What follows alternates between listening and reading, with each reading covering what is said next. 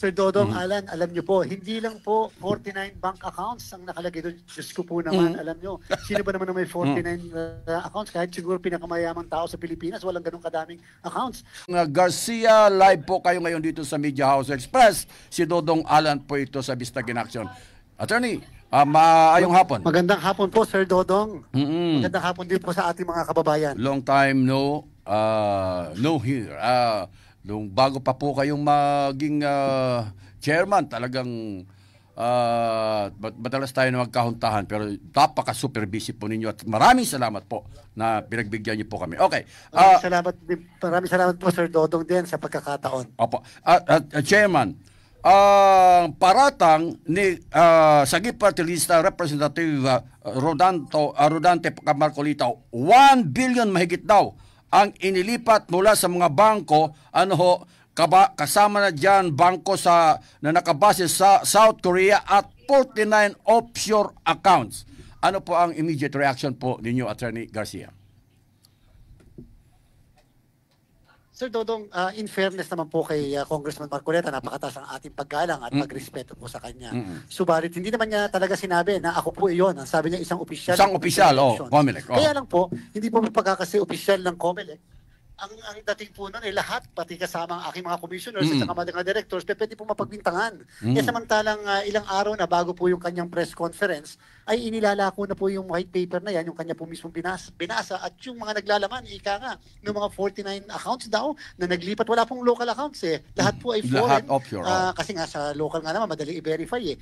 At ako po ang nakalagay na pangalan doon. Kaya po sinabi ko po, ako po yun. Ako po yung pinagbibintangan doon dahil may kopya po ako mismo, Sir Dodong, ng mismong white paper na yan sapagkat ako po yung nabigyan ng isa sa mga pinaglalakuan sa mababang kapulungan. So, sinabi ko po, ako po yun upang ma-save naman yung karangalan ng mga kasamahan ko at saka rin po ng institusyon. Correct.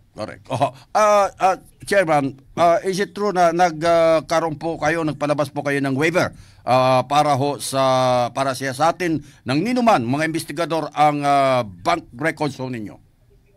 Tama po, Sir Dodong. Alam niyo po, bago po kasi nagkaroon ng press conference, ang inyo pong lingkod ay gumawa na ng liham sa ating pong National Bureau of Investigation kay Director Jimmy Santiago upang hilingin na magkaroon ng malalim na investigasyon. Number one, sino ba nagpapakalat niya ng mga malisyoso at itong mga pagbibintang na ito? Number two, gusto ko rin po na imbestigahan yung mga accounts na yan. Kung yan ay nag-i-exist, sino ba ang nagbukas? Saan ba talaga yan? At talaga bang makatotohanan na lahat ng deklarasyon na yan? At number three, kung yan ay talagang sa akin, allegedly, at kung yan ay talagang ako ang nagbukas at ako ang nagme-maintain, bay nag-i-issue po ako ng absolute waiver sa lahat po ng bank deposits na ito, kahit po wala sa Pilipinas, kahit po lahat ay abroad.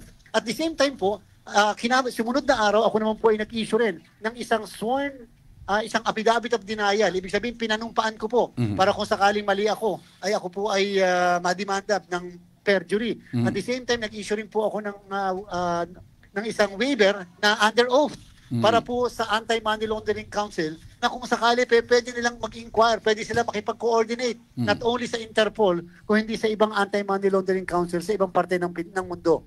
Napakaganda yung ginawa ho ninyo, Chairman. Alam mo, kanina sa komentaryo po ng inyong lingkod na bago po tayo mag-usap ay sinabi po natin nakasalalay dito ang darating na midterm election. Kaya napakaganda po na nag-waive po kayo, may waiver po kayo na inalabas para patunayan na talagang hindi totoo, walang katotohanan itong bintang ho sa inyo sapagkat at stake dito ang darating na midterm election, sir.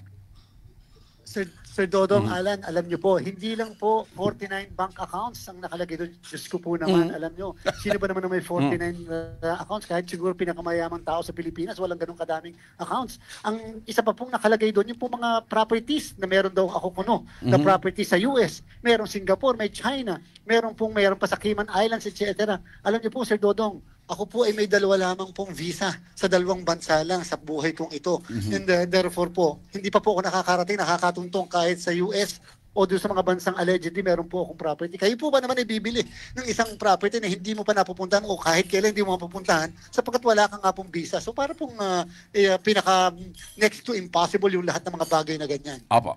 Okay, sir.